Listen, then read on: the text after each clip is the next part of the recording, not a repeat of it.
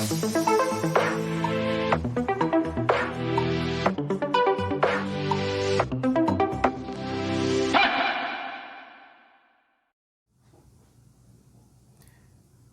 वालेकुम and hello to all students. आज के वीडियो लेक्चर में हम जो टॉपिक डिस्कस करने जा रहे हैं वो है बायोलॉजिकल रिदम्स। बायोलॉजी में एक शाख है जिसे क्रोनोबायोलॉजी कहते हैं। क्रोनोबायोलॉजी बायोलॉजी की एक ऐसी शाख है जिसमें हम टाइम को स्टडी करते हैं। और जैसा कि आप जानते हैं कि ये जो कायनात का निज़ाम है, यूनिवर्स का निज़ाम है, ये एक बड़े मुनज़्ज़म तरीके से चल रहा है। सूरज निकलता है, गुरूब होता है, चाँद आता है, फिर वो चाँद गुरूब हो जाता है, मौसम आते हैं, फिर मौसम चले जाते हैं, सर्दी आती है, गर्मी आती है, बहार आती है। तो ये पूरा कायनात का एक निज़ाम जो है वो चल रहा है। इस निज़ाम के ताबे हमारी दुनिया के तमाम जानदार जो हैं वो भी ज़िंदगी गुजार रहे हैं, जिसमें वायरस हैं, बैक्टीरिया हैं, फंजाई हैं, प्लांट्स हैं, एनिमल्स हैं, ह्यूमंस हैं, और इन सब का आपस में एक गहरा ताल्लुक़ है। और उस गहरे ताल्लुक़ को समझने की कोशिश करने के लिए मैंने ये वीडियो लेक्चर बनाया है।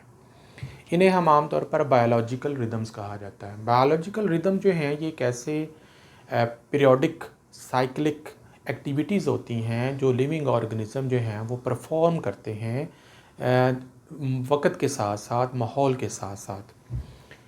बायोलॉजिकल रिदम जो है ये वैसे तो बहुत सारी इकसाम के हैं, लेकिन जो सबसे ज़्यादा कॉमन हैं वो सर्केडियन रिदम्स हैं। इसमें सर्का का मतलब होता है a day which is 24 hours, और सर्केडियन रिदम जो हैं ये फिर 24 आवर्स के अरसे पर मुहित होते हैं।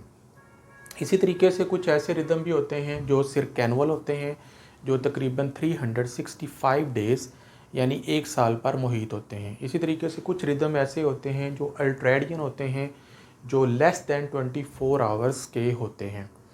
इसी तरीके से कुछ और मैंने यहाँ पे टाइप्स लिखी हुई हैं। कुछ एनिमल्स ऐसे होते हैं जो डायर्नल होते हैं, यानी वो सिर्फ डे के अंदर अपनी एक्टिविटीज़ परफॉर्म करते हैं।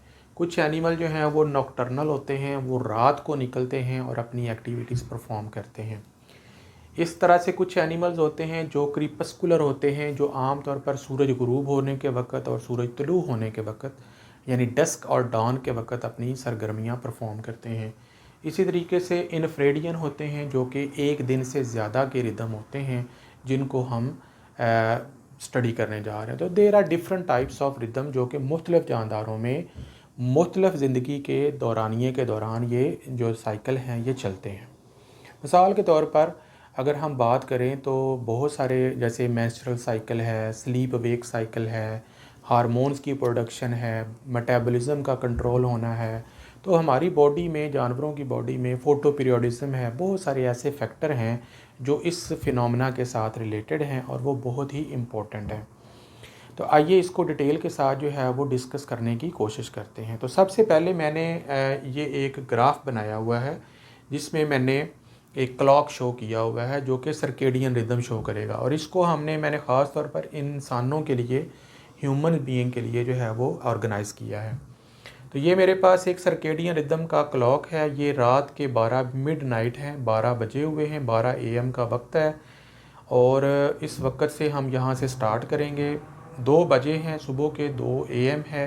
तो इस वक्त हम आम तौर पर डीप स्लीप करते हैं, यानी अगर हम नेचुरल ज़िंदगी गुजार रहे हों तो। लेकिन आजकल ऐसा नहीं होता, बहुत सारे लोग जो हैं वो नेचुरल स्लीप को छोड़ चुके हैं। इस वक्त हमें बेड पे होना चाहिए और हमारी जो स्लीप है वो डीपेस्ट होनी चाहिए। जैसे ही 4:30 यानी सुबह सहरी का वक्त होता है तो बॉडी का जो टेम्परेचर है वो लोवेस्ट हो जाता है, क्योंकि रात को जो खाना खाया होता है उसकी कैलोरीज जो हैं वो तकरीबन बर्न हो चुकी होती हैं और बॉडी का टेम्परेचर जो है वो डाउन हो चुका होता है। उसके बाद 6 बज गए हैं, सुबह के 6:45 पे फ़ौरन ही हमारा ब्लड प्रेशर जो है वो राइज़ कर जाता है, इंक्रीज़ हो जाता है।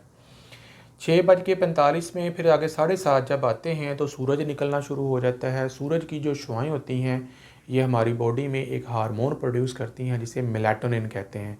उसका अभी मैं डिटेल के साथ जो है वो ज़िक्र करता हूँ। तो मेलाटोनिन जो है वो प्रोडक्शन जो है वो सूरज की रोशनी के साथ बंद हो जाती है। एक्चुअली ये रात को स्टार्ट होती है। तो मेलाटोनिन की जो सिक्रीशन है वो ब्रेन के अंदर स्टॉप हो जाएगी। उसके बाद फिर 10 बजे आप एक्टिव हो जाएंगे दिन भर की जो एक्टिविटीज़ हैं उनको परफॉर्म करने के लिए।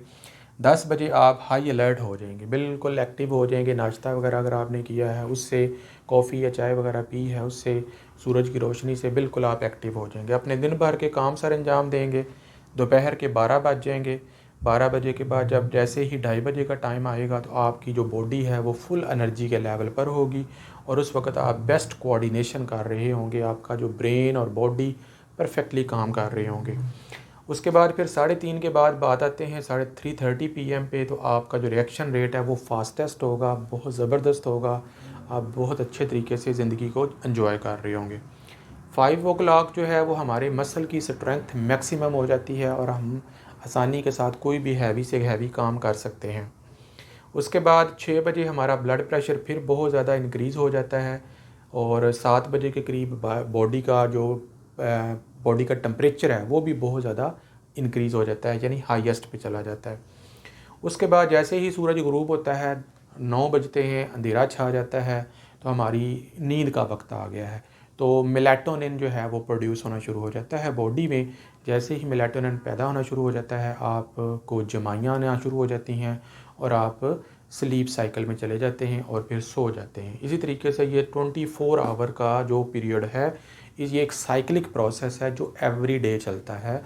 इसे हम आमतौर पर सर्केडियन कहते हैं। सर्केडियन रिदम्स, ऐसे रिदम्स जो एक दिन के ऊपर यानी 24 आवर्स के ऊपर मुश्तमिल हों। इसी तरीके से कुछ ऐसे रिदम भी होते हैं जो मोर देन आवर होते हैं, जैसे 28 डेज़ का रिदम जो है वो फीमेल में पाया जाता है, जिसे मेंस्ट्रुअल साइकिल कहते हैं। इस तरह मौसमों के बदल कर आने का जो हर साल मौसम आता है, सर्दी आती है साल बाद, तो उसके जो रिदम होते हैं, सर्दियों की तैयारी करना, वो सर्कैनुअल रिदम है।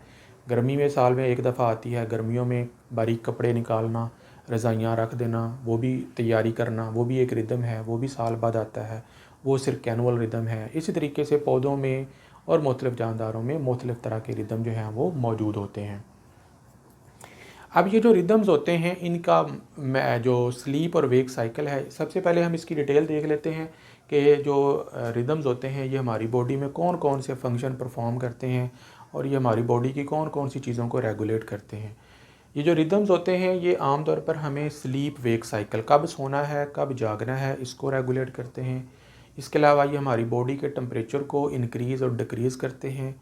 जब हम सो रहे होते हैं बॉडी का टेम्परेचर डिक्रीज़ होता है, जब हम जाग जाते हैं बॉडी का टेम्परेचर इंक्रीज़ हो जाता है।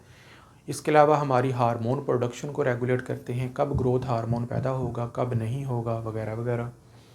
मेटाबॉलिज्म अल्टीमेटली उसको भी रेगुलेट करेंगे बॉडी टेम्परेचर के साथ साथ। ब्लड प्रेशर कब ज़्यादा करना है कब कम करना है, कब नॉर्मलाइज़ करना है। इसके अलावा ब्लड प्रेशर है, यूरिन प्रोडक्शन भी ये कंट्रोल करते हैं, ब्लड शुगर लेवल को ये मेंटेन करते हैं और ब्लड कोलेस्ट्रॉल लेवल को भी ये मॉनिटर करते हैं। तो ये बहुत इम्पोर्टेंट साइकिल हैं, बायोजियोकेमिकल साइकिल, जो हमारी पूरी निज़ाम ज़िंदगी को मेंटेन रखते हैं। अब उसमें क्या होता है कि बाज़ दफ़ा हम ख़ुद ही इन स्लीप वेक साइकिल को डिस्टर्ब कर देते हैं।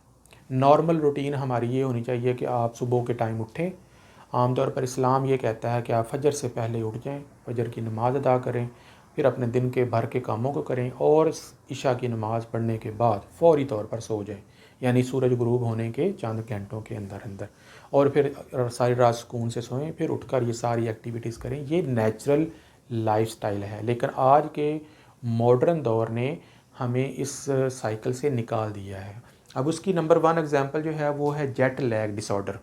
जेट लैग डिसऑर्डर क्या होता है कि जब आप एरोप्लेन के ऊपर, जहाज़ के ऊपर, हवाई जहाज़ के ऊपर सफ़र करते हैं तो आप जेट लैग का शिकार हो जाते हैं, क्योंकि जहाज़ जो है वो दुनिया के एक कोने से दूसरे कोने तक सफ़र करता है और वो मुख्तलिफ़ टाइम जोन में से गुज़रता है, जिससे जो रेगुलर स्लीप वेक साइकिल है वो ख़त्म हो जाता है। फॉर एग्ज़ाम्पल मैं न्यूयॉर्क में हूँ आजकल, तो मैंने सफ़र किया पाकिस्तान से। पाकिस्तान में सुबह के 5 बजे हुए हैं। जब मैं वहाँ से ट्रैवल करके 7 घंटों के बाद टर्की पहुँचता हूँ तो अभी वहाँ पर जो है वो दिन के 10-11 बजे हुए हैं। फिर इसी तरीके से जब मैं वहाँ से न्यूयॉर्क आता हूँ 8 10 12 घंटे के सफ़र के बाद, तो अभी यहाँ पर जो है वो शाम के 5 बजे हैं।